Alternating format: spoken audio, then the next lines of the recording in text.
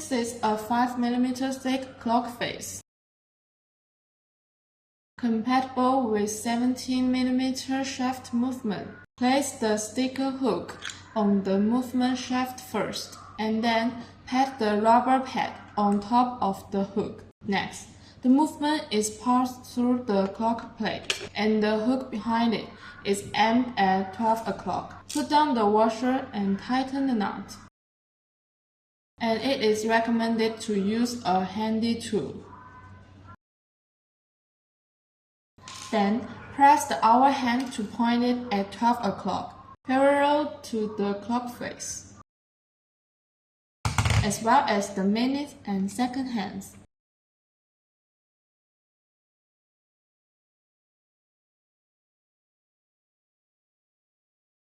The battery is pressed first on the positive pole and then on the negative pole.